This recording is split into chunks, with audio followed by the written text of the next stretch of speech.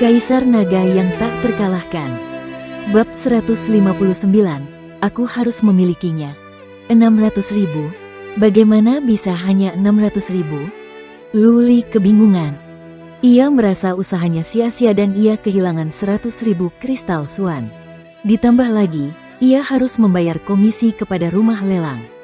Ganoderma Lucid Peri Api dan akar Netherworld senilai 1 juta kristal Swan kali ini hanya bisa memberinya 400.000 kristal Swan. Kerugian yang sangat besar. Luli segera menelepon Zan Yang untuk bertanya. Zan Yang berkata dengan acuh tak acuh, karena kamu tidak bisa memberikan 3 juta kristal Swan, maka semua penawaran tidak efektif. Harganya tentu saja ditetapkan sebagai penawaran pertama. Luli terdiam. Tindakannya sia-sia, dan dia bahkan kehilangan 100.000 kristal Swan tambahan. Zan Yang melihat ke sampingnya dan berbisik ke telinga Luli, "Tuan muda Lu, aku punya pesan dari Zan Hang untukmu. Jangan melakukan apapun secara impulsif. Produk itu milikmu. Kamu tidak dapat berpartisipasi dalam penawaran atau menaikkan harga seperti ini. Karena kamu belum pernah mengikuti pelelangan sebelumnya, kami akan membiarkan waktu ini berlalu. Jangan menempatkan kami dalam posisi yang sulit." Luli menunjukkan kepadanya token giok yang diberikan oleh Zan Hang. Ada nomor di sana. Zan Yang dapat langsung mengetahui siapa Luli. Luli merasa malu. Identitasnya terbongkar. Ia merasa seperti tertangkap basah. Memang sudah keterlaluan menaikkan harga produknya sendiri. Zan Hang pergi tanpa berkata apa-apa lagi. Luli sangat kesal hingga hampir ingin pergi. Namun, dia masih harus melunasi tagihannya dengan rumah lelang. Dia harus duduk di sana dengan kesal. Dia ingin membuat Bai Xiaosuang marah sekali saja agar dia bisa melampiaskan amarahnya. Lelang terus berlanjut. Barang-barang yang dilelang masih berupa material mistis yang langka. Luli tidak tahu tentang barang-barang itu, tetapi dia juga tidak peduli. Namun, harganya sekarang meroket. Harga terendahnya sekitar 400.000 atau 500.000 kristal Swan. Bai Xiaosuang tidak mengajukan penawaran lagi. Jadi berdasarkan situasi hari ini, dia hanya di sini untuk melakukan sesuatu terhadap Luli secara khusus. Banyak orang di ruang privat yang berpartisipasi. Suara mereka masih muda. Mereka seharusnya tuan dan nona muda dari beberapa keluarga. Oke. Setelah satu barang lagi terjual, Yunji tersenyum dan berkata, "Hanya tersisa 3 harta karun sekarang, akhir dari lelang hari ini. Silakan lihat dengan saksama." 1 harta karun dibawa ke atas. Itu adalah kereta perang kuno. Warnanya bukan emas, melainkan emas ungu. Sangat mengesankan dan perkasa. Yunji berkata sambil tersenyum, "Kereta kuno itu ditemukan di sebuah situs bersejarah setengah bulan yang lalu. Berdasarkan evaluasi kami, ini adalah kereta yang diberikan Raja Naga, penguasa Gurun Utara, kepada putrinya 10.000 tahun yang lalu. Kereta ini memiliki nilai sejarah yang penting. Lelang sekarang dimulai. Harga dasarnya adalah 1 juta kristal Swan. Barang itu benar-benar merupakan representasi dari akhir yang megah. Kereta perang kuno sangat berharga. Kereta perang ini adalah yang diberikan Raja Naga yang terkenal kepada putrinya, yang sangat berarti. Harganya langsung melambung tinggi. Banyak tamu kaya di kamar pribadi di lantai atas mengajukan penawaran satu demi satu. Harganya segera naik menjadi lebih dari 2 juta. 3 juta. Suara merdu terdengar dari kamar pribadi No. 1. Semua orang terdiam. Bai Xiaosuang kembali mengajukan tawaran yang menandakan bahwa hatinya telah tertambat pada kereta perang kuno itu. Siapa yang berani mengambil barang yang disukainya? Luli ingin menaikkan harga secara naluriah, tetapi dia menelan kata-katanya. Dia jelas tahu bahwa jika dia melakukan sesuatu yang impulsif lagi, dia akan dipukuli dan dibawa pergi oleh orang-orang dari rumah lelang. Tidak ada orang lain yang mengajukan penawaran. Bai Xiaosuang mendapatkannya dengan harga 3 juta. Luli berpikir dalam hati bahwa seorang wanita muda dari keluarga super benar-benar hebat. Dia bisa menghabiskan beberapa juta kristal Swan sekaligus seperti ini. Selamat, tamu di kamar pribadi 01. Kata Yunji. Dia kemudian tersenyum misterius dan melanjutkan, barang berikutnya yang akan dilelang sangat aneh. Kami telah meminta banyak pria untuk mengevaluasinya, tetapi kami tidak dapat mengidentifikasinya. Namun, ada satu hal yang pasti, ini jelas merupakan sesuatu yang luar biasa. Ucapan Yunji mengundang rasa penasaran banyak pria. Luli pun merasa penasaran. Yunji melambaikan tangannya dan seorang pelayan cantik muncul. Ia memegang kain merah yang dililitkan di sebuah wadah seperti vas giok. Mohon perhatikan. Yunji tiba-tiba membuka kain merah itu. Sebuah vas giok kecil muncul.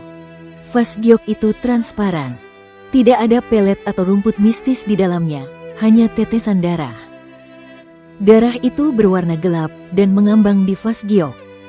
Yunji memegang vas giok di tangannya dan perlahan-lahan menuangkan energi suannya yang berkilauan ke dalamnya. Hal yang paling ajaib terjadi seolah-olah darah dalam vas itu tiba-tiba memiliki jiwa. Darah itu berenang di dalam vas, dan gelombang ki dan energi mengerikan yang sebanding dengan seorang prajurit kuat dari alam abadi merasuki seluruh ruangan. Banyak orang merasa darah mereka mendidih. Esensi darah asal. Banyak orang berteriak. Hanya esensi darah asal dari binatang suan yang kuat yang dapat memiliki ki dan energi yang begitu kuat dan bergerak. Kegembiraan tampak di mata banyak orang. Meskipun hanya satu tetes esensi darah asal, tetapi akan sangat membantu kultivasi dan konstitusi jika seseorang bisa mendapatkannya. Aku menginginkannya. Aku harus memilikinya. Pada saat ini, Luli seperti orang gila. Dia mengucapkan beberapa patah kata dengan suara serak dan dalam. Ada sedikit cahaya perak di matanya. Ia merasakan sesuatu yang aneh di sekujur tubuhnya sementara darahnya mendidih. Hanya ada satu ide dalam benaknya, ia pasti mengalami tetesan darah itu.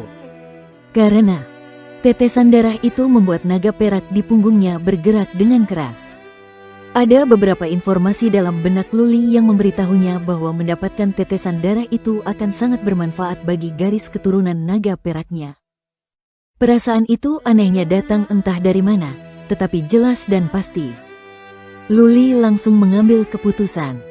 Dia akan mendapatkan tetesan darah itu dengan cara apapun. Energi Suan menghilang dari tangan Yunji. Dia berkata sambil tersenyum, "Kamu memiliki penglihatan yang bagus." Benar, ini adalah tetesan esensi darah asal yang memiliki banyak fungsi. Itu hanya dapat bermanfaat bagi seorang prajurit tanpa membahayakan. Namun, saya akan jujur dengan Anda, kami tidak dapat mengidentifikasi secara spesifik tetesan darah esensi asal. Kami tidak tahu binatang suan mana yang memilikinya atau peringkat binatang suan mana. Oleh karena itu, seperti apa efeknya setelah Anda mengonsumsi darah atau jika sesuatu yang aneh akan terjadi, tidak pasti. Kami tidak akan bertanggung jawab atas kejadian tersebut. Lelang dimulai sekarang. Harga dasarnya adalah 1 juta kristal suan. Setiap kali Anda menaikkan tawaran, harganya tidak boleh kurang dari 100.000 kristal suan. Kata-kata Yunji menarik perhatian banyak orang. Peningkatan yang dibawa oleh esensi darah asal dari berbagai binatang suan berbeda-beda. Jika binatang suan ini memiliki racun, maka esensi darah asalnya mungkin beracun. Prajurit yang mengonsumsi darah seperti itu kemungkinan akan langsung mati. Atau mungkin esensi darah asal ini memiliki sifat api. Seorang prajurit akan terbakar sampai mati begitu dia mengonsumsi darah seperti itu. Banyak hal bisa terjadi. Jadi, banyak orang langsung tidak tertarik lagi. Tidak ada yang berani mempertaruhkan nyawa. Esensi darah asal sangatlah berharga, terutama jika berasal dari binatang suan yang kuat. Esensi darah asal dari Raja Binatang Suan di Jurang Es menarik banyak keluarga super untuk memperebutkannya.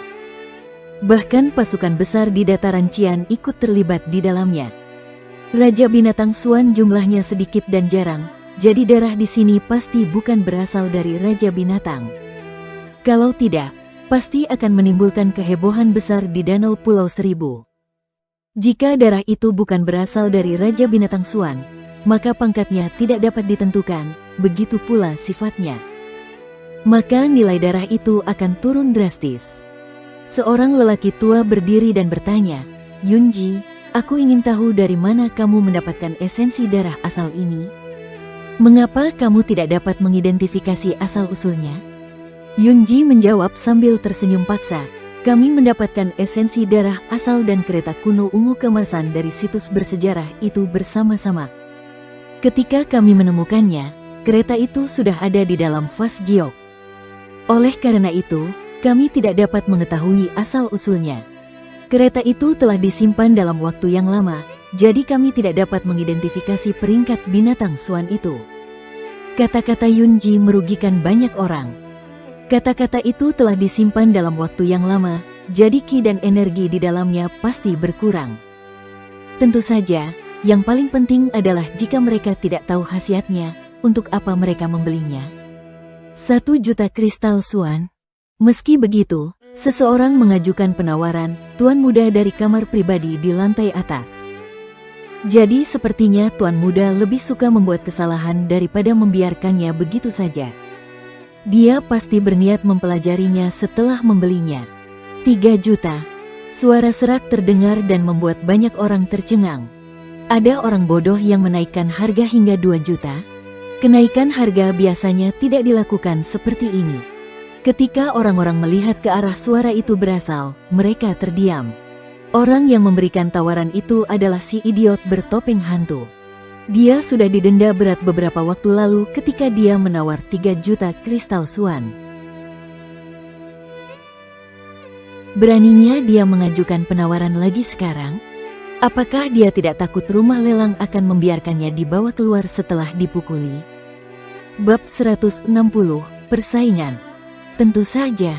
Setelah Luli mengajukan tawaran itu, senyum di wajah Yunji membeku. Pria yang duduk di sudut barisan depan tampak marah. Adapun Zan Yang, kepala pelayan yang mengelola pesanan di tempat, ekspresinya bahkan lebih mengerikan. Tak tahu malu sekali dia. Kalau saja Luli tidak menjual beberapa ramuan ajaib di sini, Zan Yang mungkin sudah memerintahkan anak buahnya untuk menjatuhkan Luli. Zan Yang berjalan cepat ke arah Luli, menahan amarahnya dengan susah payah. Dia berkata dengan suara dingin, "Tuan muda Lu, tolong tunjukkan rasa hormat, oke?" Dia menekankan, "Oke," untuk menunjukkan kemarahannya. Luli tidak berkata apa-apa. Dia diam-diam meletakkan tangannya dan diam-diam melepaskan cincinnya dan menyerahkannya. "Menurutmu, apakah benda di sini bisa bernilai 3 juta kristal Swan?" Zan Yang terkejut. Ia mengambil cincin itu dan menuangkan energi Swannya.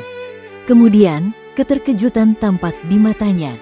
Ia mengangguk dan berkata, "Ya, harganya 10 juta. Luli mengambil kembali cincin itu dan berkata, "Kalau begitu aku akan menggunakan ini sebagai jaminan. Jika aku tidak memiliki cukup kristal Swan, aku akan menyerahkannya padamu dan kau bisa menjualnya. Bagaimana menurutmu?" "Tidak masalah." Zan yang tampak lebih gembira. Ia berjalan ke depan dan membisikkan sesuatu kepada pria parubaya yang duduk di barisan depan. Pria parubaya itu langsung menunjuk ke arah Yunji. Yunji agak bingung. Setelah terdiam sejenak, dia berkata, "Tamu terhormat itu baru saja mengeluarkan harta karun langka. Kami telah mengevaluasinya. Barangnya bernilai 3 juta. Penawaran ini sah." Banyak orang tercengang. Mereka mengira Luli si bodoh akan dipukuli dan dibawa keluar. Mereka tidak menyangka akan jadi seperti ini. Luli punya sesuatu yang bernilai 3 juta kristal Swan. Tetapi, jika dia punya benda seperti itu, mengapa dia tidak mengeluarkannya sekarang? Mungkinkah dia hanya membuat penawaran acak? Apakah dia hanya mencoba memprovokasi Bai Siaswang? Jadi, apakah darah itu yang sebenarnya ingin dia beli sekarang? Banyak orang yang merenungkan hal ini sejak Luli menaikkan harga 2 juta sekaligus. Mungkinkah esensi darah asal ini benar-benar harta karun yang langka? Atau, mungkin ada yang salah dengan pikiran Luli? Yunji berhenti sejenak dan melanjutkan, 3 juta, apakah ada tawaran yang lebih tinggi? Jika tidak, Origin Blood Essence adalah milik tamu itu. 3,5 juta. Pemuda di ruang privat yang baru saja mengajukan penawaran itu melamar lagi. Jelas, dia tertarik pada Origin Blood Essence. Luli tidak ragu-ragu. Dia telah memutuskan bahwa dia akan melakukan apapun untuk mendapatkannya, jadi dia mengajukan penawaran 5 juta. Desis, mendesis gelombang. Orang-orang kembali terkesiap. Luli menaikkan harga sebesar 1,5 juta. Harganya sudah sangat tinggi. Apakah layak membeli setetes Origin Blood Essence dengan peringkat atau efek yang tidak pasti? Kamar pribadi yang mengajukan penawaran itu tidak mengatakan apa-apa, begitu pula Yunji. Dia menyarankan bahwa Luli memiliki kemampuan untuk membeli 5 juta kristal Swan. Setelah beberapa saat, tidak ada apapun dari ruangan pribadi itu. Dengan demikian, tuan muda itu pasti sudah siap untuk menyerahkannya karena dia merasa itu tidak ada gunanya. Luli menghela napas. Selama dia bisa mendapatkan esensi darah asal, dia bisa menjual cincin interspasial. Dia punya ide yang cukup kabur tentang kristal Swan. Dia bisa melepaskan segalanya untuk mendapatkan esensi darah asal. Patriark Lu di lantai atas ketakutan. Awalnya dia tidak menyadari bahwa itu adalah Luli. Sekarang setelah dia melihat lebih dekat, dia menyadari bahwa pria itu mengenakan jubah yang sama dengan Luli, dan sosoknya juga mirip. Ketika dia melihat cincin besi hitam, Patriark Lu yakin bahwa itu adalah Luli. Bagaimana mungkin Luli memiliki 5 juta kristal Swan? Mengapa Luli ingin membeli esensi darah asal ini? Patriark Lu tidak tahu. Dia menatap Tian si bungkuk yang dengan acuh tak acuh berkata, "Jangan tanya dan biarkan saja. Kita akan pergi setelah pelelangan." 5 juta. Suara Yunji yang menyenangkan terdengar lagi. Itu harga tertinggi yang kita lihat hari ini. Apakah ada penawaran yang lebih tinggi?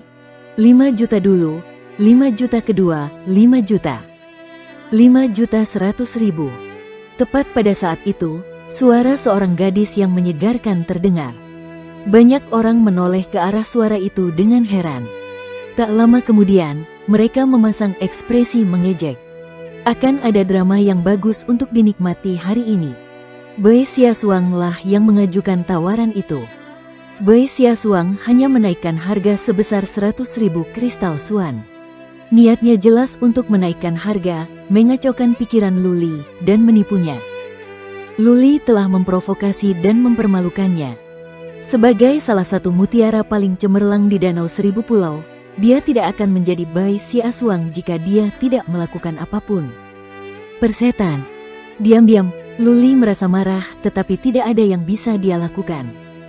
Nama Bai Xiasuang sendiri akan bernilai entah berapa banyak kristal Swan.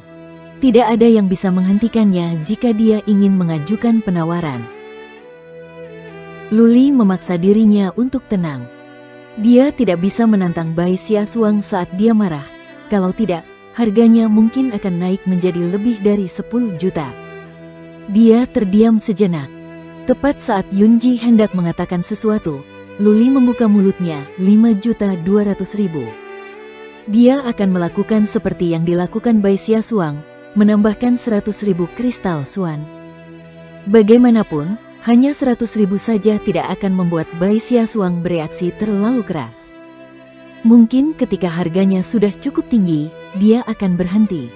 Namun, tawaran Bai Xiasuang berikutnya membuat Luli heboh.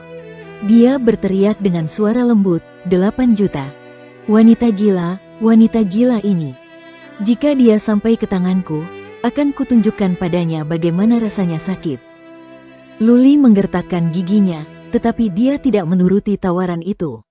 Dia menundukkan kepalanya, seolah-olah sedang dalam kesulitan. Seolah-olah dia tidak sanggup membayar harga yang lebih tinggi. Begitu banyak orang yang fokus pada Luli. Beberapa kekuatan psikis memindai Luli. Dia telah membuat penasaran semua orang yang hadir di sini. Jika dia bisa menambahkan lebih banyak, identitasnya akan diragukan oleh banyak orang. Bagaimanapun, siapapun yang mampu membayar lebih dari 8 juta pasti berasal dari setidaknya pasukan tingkat 4. Baiklah, kamar pribadi No. 1 mengajukan penawaran 8 juta kristal Swan. Itu adalah harga tertinggi dalam 3 bulan. Apakah ada penawaran lagi? 8 juta dulu, 8 juta kedua. Ketika Yunji berkata dengan suaranya yang indah, Luli akhirnya mengangkat kepalanya. Dia berkata dengan gigi terkatup, "Tunggu, aku akan menyusul dengan 100.000 lagi." Wah, gelombang. Semua orang sangat gembira, bahkan orang-orang di kamar pribadi di lantai atas. Malam ini benar-benar pertunjukan yang hebat. Ada seorang pria yang berani bersaing dengan seorang nona muda dari keluarga Bai. Setelah malam ini, informasi tentang seluruh kejadian itu akan menyebar ke seluruh danau Pulau Seribu, mungkin. Luli tampaknya merasa masalah ini merepotkan. Tampaknya ini adalah tawaran tertingginya. Banyak orang mengalihkan pandangan mereka ke kamar pribadi No. 1. Luli menggertakkan giginya dan berteriak dengan suara berat setelah beberapa saat, "Jika Nona Bai ingin menawar balik, aku harus menyerah saat itu." Implikasi Luli jelas.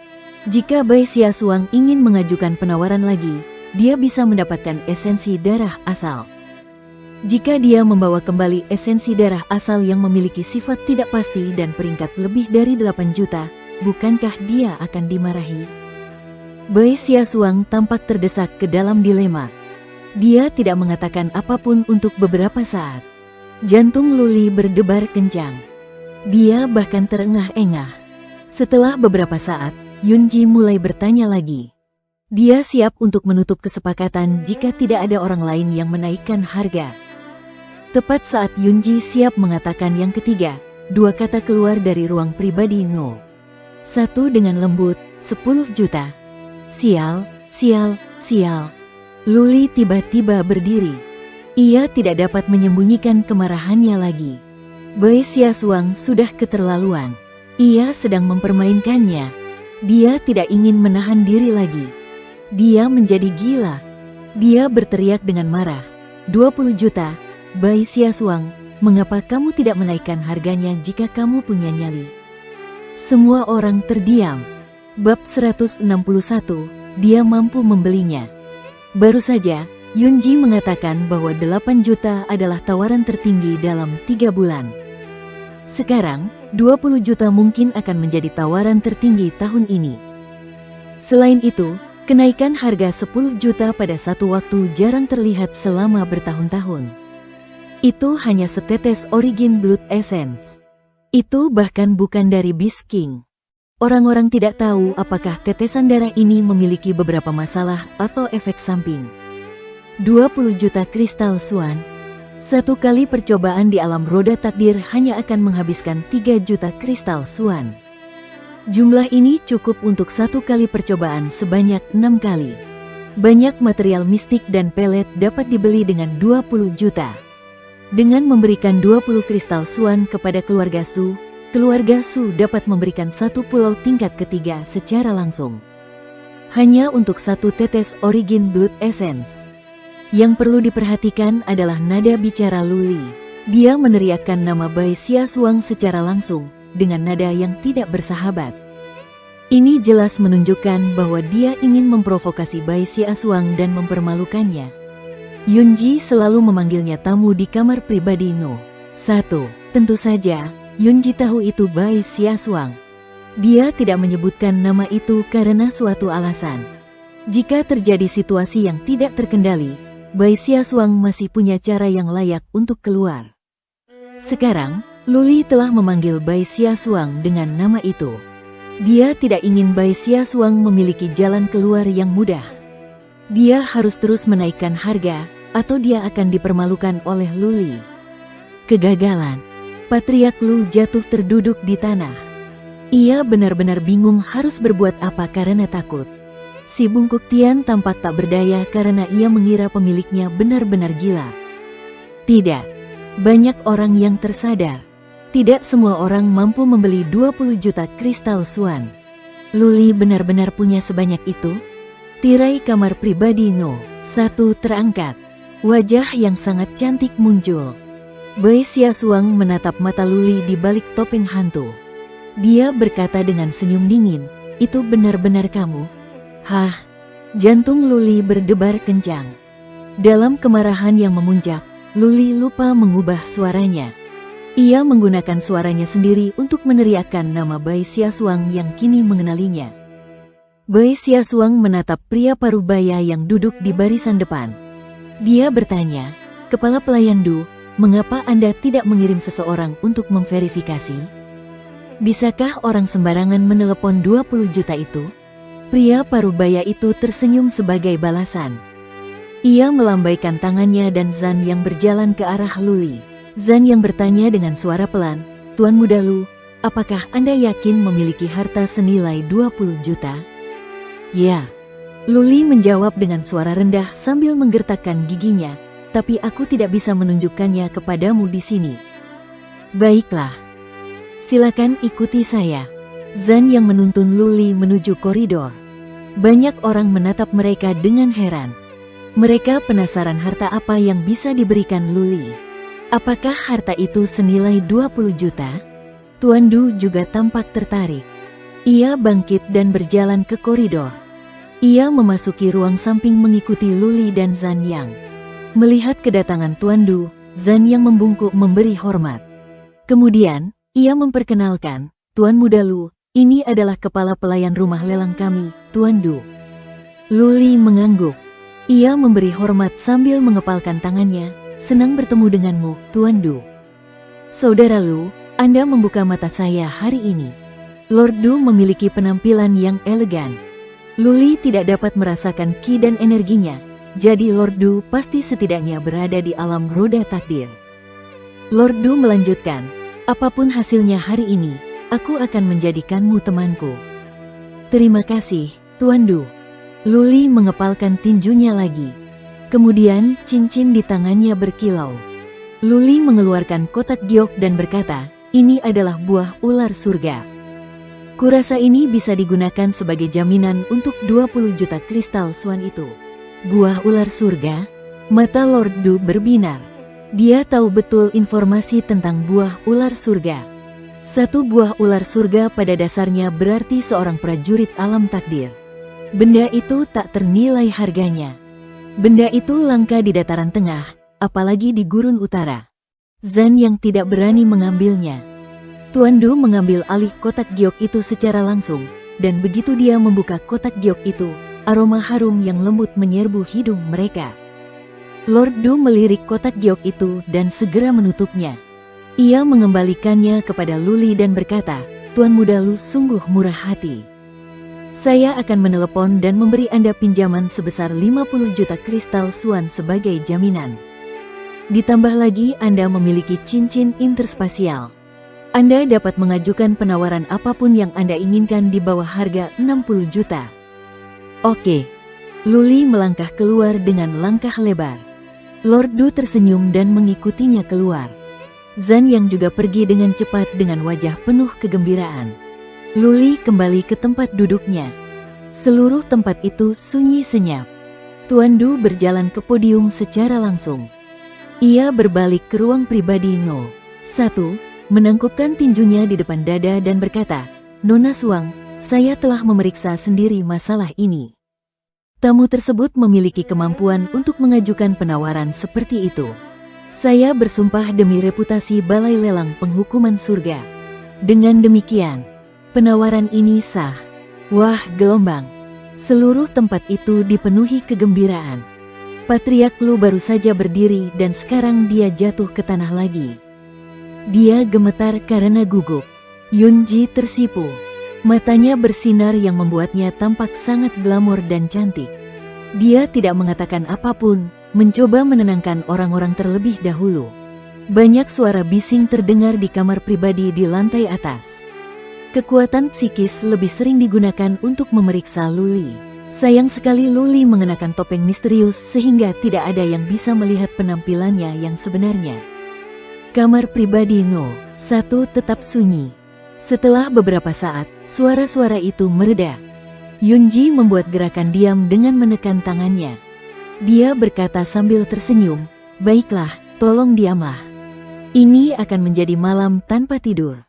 Ini akan tercatat dalam sejarah Balai Lelang Penghukuman Surga selamanya. 20 juta, apakah ada penawaran yang lebih tinggi?"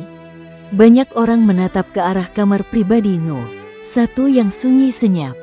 Setelah beberapa saat, sebuah suara tua terdengar, keluarga Bai akan kehilangan tawaran ini. Semua orang mengangguk tanda mengerti. Seorang kepala keluarga Bai telah menyelesaikan masalah ini. Dia menghentikan Bai Xiaosuang dari berbuat nakal. Esensi darah asal tidak sebanding dengan uang ini. Bagaimana jika kompetisi berlanjut dan Luli tiba-tiba berhenti menawar? Plop, plop, plop. Suara langkah kaki terdengar samar dari ruang pribadi. Seseorang berjalan menuruni tangga. Kemudian sosok cantik muncul di ujung koridor.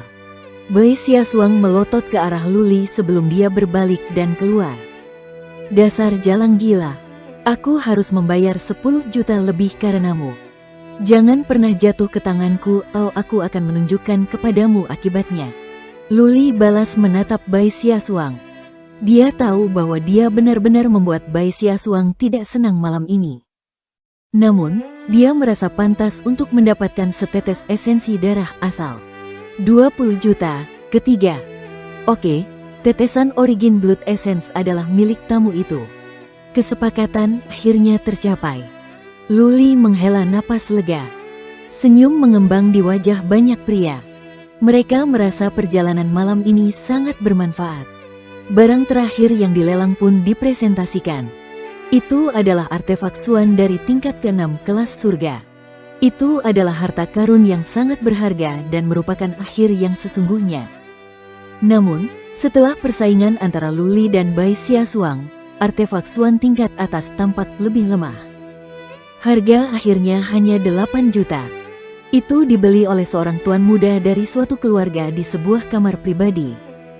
Lelang malam ini telah berakhir. Beberapa waktu lalu, Luli diundang ke ruang samping oleh Zhan Yang. Tuan Du segera masuk. Dia memegang vas berisi esensi darah asal di tangannya. Lord Du berkata sambil tersenyum, "Tuan muda Lu, Anda telah mendapatkan esensi darah asal. Bagaimana Anda ingin melunasi tagihan Anda? Bagaimana Luli bisa membayarnya? Bagaimana mungkin dia memiliki begitu banyak kristal Xuan?" Dia harus menyerahkan buah ular surga dan menjawab, "Tuan Du, bagaimana dengan ini? Aku akan menyerahkan ini kepadamu sebagai jaminan. Jika dalam waktu setengah tahun aku tidak bisa mendapatkan cukup kristal Xuan, kamu dapat menjual buah ular surga dan mengurangi 20 juta kristal Xuan." Baiklah, Tuan Du langsung setuju. Dia juga memberi Luli kristal Xuan yang dia dapatkan dari pelelangan Ganoderma Lucid Peri Api dan Akar Netherworld. Setelah menulis janji, Luli menolak undangan makan malam dari Lord Du. Luli meminta Zhan Yang untuk membawanya ke sebuah ruangan untuk berganti jubah baru. Ia melepas topeng hantu dan diam-diam meninggalkan rumah lelang hukuman surga. Luli tersenyum paksa begitu dia keluar. Di luar rumah lelang itu, ada sebuah kereta perang terparkir. Kepala pelayan Bai berdiri di sampingnya. Ia berkata sambil tersenyum, "Saudara Lu, Nyonya Yan telah kembali. Ia ingin mengundang Anda minum." Bab 162, Pesona Unik. Malam di musim semi sungguh memikat, dan malam di kota penjara surga sungguh mempesona. Ada banyak orang di alun-alun, mereka datang dan pergi tanpa henti. Banyak pemuda dan pemudi bersenang-senang. Ekspresi riang para pemuda dan pemudi dan tawa riang para gadis menambah kecemerlangan kemegahan malam itu. Luli naik kereta kepala pelayan Bai. Mereka tidak pergi ke kamar dagang penjara surga, tetapi keluar kota. Kepala pelayan Bai telah menjelaskan bahwa Nyonya Yan sekarang berada di Gunung Kaisar Bai, lokasi kompleks keluarga Bai. Pertemuannya dengan Luli di Gunung Kaisar Bai merupakan tanda bahwa dia sangat menghargainya. Bagaimanapun juga, tidak semua orang memenuhi syarat untuk memiliki akses ke Gunung Kaisar Bai. Duduk di kereta, Luli tidak berminat melihat pemandangan indah di sekitarnya. Ia tenggelam dalam pikirannya yang mendalam. Matanya berkedip-kedip, tetapi tidak ada yang tahu apa yang ada dalam pikirannya. Gunung Kaisar Bai berjarak lebih dari 1 mil di sebelah utara kota. Gunung itu dapat dilihat dari gerbang utara kota. Gunung itu tidak tinggi, tetapi curam. Gunung itu menjulang ke langit. Kereta perang itu ditarik oleh 2 ekor kuda jantan dan kecepatannya sangat tinggi. Dalam waktu yang singkat untuk membakar 1 batang dupa, mereka telah tiba di kaki gunung. Luli melihat dari jauh bahwa ada jalan setapak pegunungan yang curam yang berkelok-kelok ke puncak. Dia bertanya dengan cemberut, "Kepala pelayan Bai, apakah sulit bagi kereta perang untuk melewati jalan yang curam seperti itu?" "Tenangkan pikiranmu." Kepala pelayan Bai menoleh ke belakang sambil tersenyum. "Ada formasi teleportasi kecil di kaki gunung yang dapat membawa Anda langsung ke puncak. Jalan setapak itu disediakan untuk para pelayan. Para tamu biasanya menggunakan formasi teleportasi." Petik 2.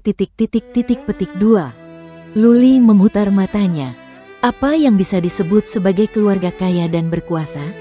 Keluarga seperti keluarga Bai ini. Mereka pasti memiliki lebih banyak kristal Swan daripada yang bisa mereka belanjakan jika mereka bisa membangun formasi teleportasi di luar halaman mereka sendiri. Mereka segera tiba di sebuah alun-alun kecil dengan mengambil rute resmi.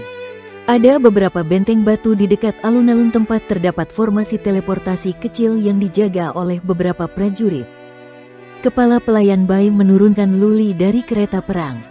Ia menunjukkan tokennya dan mereka masuk ke dalam formasi teleportasi. Seberkas cahaya putih melesat ke atas menuju langit.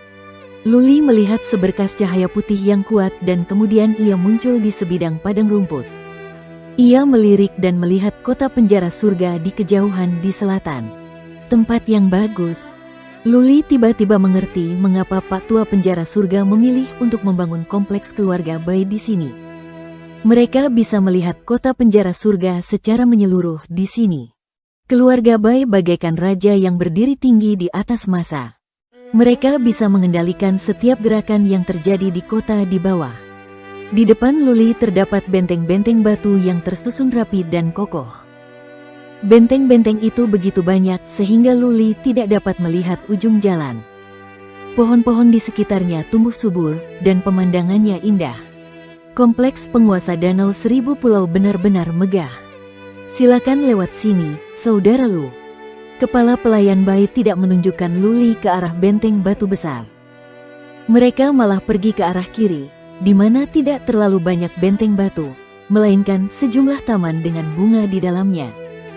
Bunga-bunga bermekaran di musim semi. Cahaya bulan menyinari tanah seperti air, menghasilkan pemandangan yang sangat memanjakan mata. Mereka akhirnya tiba di tempat tujuan setelah beberapa kali berbelok. Tempat itu adalah paviliun luar ruangan yang dibangun di tepi tebing. Melihat sekeliling dari dalam paviliun, orang bisa melihat pegunungan yang membentang di kejauhan dan kota-kota serta suku-suku. Pemandangan yang luas bisa membuat orang rileks dan bahagia. Beberapa pelayan berdiri di paviliun luar ruangan dengan meja persegi di tengahnya. Lilin dinyalakan di paviliun, dan seorang wanita mengenakan congsam hitam dengan motif bunga bertitik duduk di belakang meja dengan segelas anggur di tangannya. Dia tidak melihat ke arah Luli, tetapi ke arah pegunungan di kejauhan. Matanya yang berbinar, wajahnya yang cantik, dan tubuhnya yang memancarkan pesona membuat Luli sulit mengalihkan pandangannya. Tipe wanita seperti apa yang memiliki pesona unik? Wanita seperti dia. Kepala pelayan Bai pergi setelah mengangguk pada Luli. Ia berjalan menuju paviliun luar. Ia terus menatap Nyonya Yan tanpa menyembunyikan gairah dan nafsu di matanya. Ia menatap langsung ke arah Nyonya Yan seolah-olah ia sedang mengagumi permata terindah di dunia. Saat Luli mendekatinya, dia perlahan mengalihkan pandangannya dari pegunungan. Dia berbalik dan tersenyum lembut pada Luli. "Apakah kamu menikmati apa yang kamu lihat?" "Tidak cukup," Luli berkata terus terang. Tanpa menunggu undangan Nyonya Yan, dia duduk di seberangnya. Dia mengambil piala dan menuangkan anggur untuk dirinya sendiri. Dia berkata setelah menyesap angin yang lembut, "Kecantikan yang kamu miliki adalah berkah dari surga. Hal-hal yang indah dimaksudkan untuk dinikmati dan dihargai. Aku telah melihat banyak wanita, tetapi kamu jelas yang paling cantik." Kata-kata Luli yang berani dan agak kasar membuat Nyonya Yan tercengang. Dia memperhatikan Luli lebih dekat dan tercengang lagi saat menyadari ada sesuatu yang berbeda dalam temperamen Luli sejak terakhir kali dia melihatnya. Dia menjadi lebih stabil, percaya diri, dan sedikit mendominasi. Pemuda itu masih muda. Sifat kekanak-kanakannya belum pudar, tetapi hanya dalam waktu 1 bulan, bagaimana dia bisa menjadi begitu dewasa begitu cepat? Nyonya Yan menatapnya dengan mata baru. Tiba-tiba dia melambaikan tangannya dan memberi isyarat kepada para pelayan untuk pergi. Dia tersenyum lembut namun fenomenal dan berkata, "Luli, kamu mungkin tidak tahu ini, tapi aku punya julukan lain, Janda Hitam. Kamu datang ke pertemuanku sendirian dan kamu bersikap kasar. Apakah kamu tidak takut bahwa kamu mungkin tidak memiliki kesempatan untuk turun Gunung Kaisar Bai lagi?" Janda hitam. Luli terkejut. Nyonya Yan adalah seorang janda. Janda hitam. Mungkinkah banyak pria yang mati di tangannya? Dia mengangkat bahu dan berkata, "Seorang pria yang tidur dengan wanita cantik sebelum mati akan membuatnya menjadi romantis bahkan jika dia menjadi hantu. Jika aku bisa mati di tangan wanita yang begitu menarik sepertimu, itu akan menjadi kehormatan bagiku." Melihat ekspresi bersemangat Luli, Nyonya Yan tersenyum tak berdaya. "Kau benar-benar telah menjadi lebih berani." Luli tersenyum lembut dan tidak terlalu memikirkannya. Dia telah membuat Bai Siasuang benar-benar marah tadi dan mempermalukan keluarga Bai. Sekarang, dia masih memberanikan diri untuk datang ke Gunung Kaisar Bai sendirian. Tentu saja, dia berani. Status dan lingkungan dapat mengubah temperamen seorang pria, dan budaya seorang pria dapat mengubah kualitasnya. Setelah menjadi pemilik pulau Blood Evil Island dan Saint Lord dari ras Cian Phoenix dan ras Mammoth, temperamen Luli mengalami perubahan secara diam-diam. Mungkin karena dia juga tahu bahwa dia adalah murid keluarga Lu, keluarga yang memiliki 10 garis keturunan terkuat di Central Plains, dia menjadi percaya diri jauh di dalam. Keluarga Bai memang kuat, tetapi mereka hanyalah penguasa kecil di Gurun Utara. Namun, Luli adalah murid keluarga Lu, salah satu penguasa dataran tengah. Dia adalah putra seorang pejuang alam berdaulat manusia, Lu Renhuang.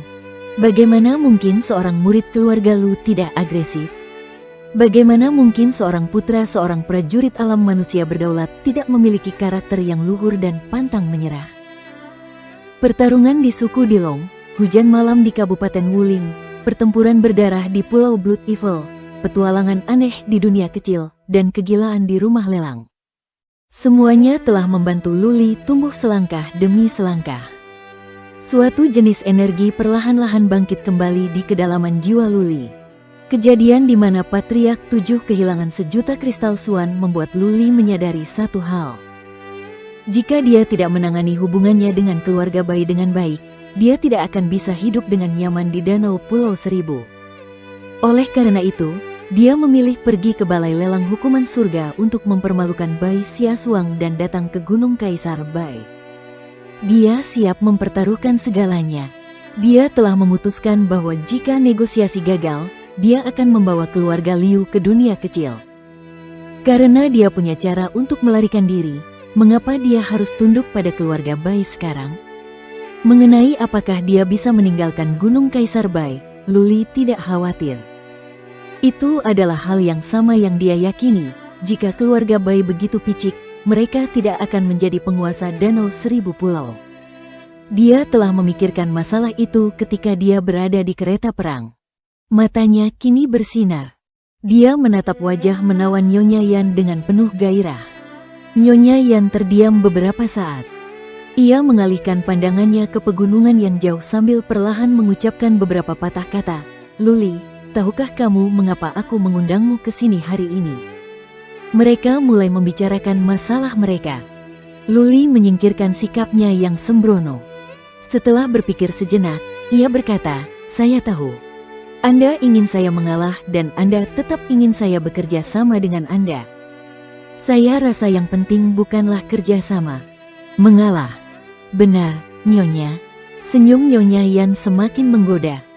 Dia berbalik dan menatap mata Luli. "Apakah kamu akan menyerah?" "Ke Bai Siasuang, tidak." Luli menggelengkan kepalanya.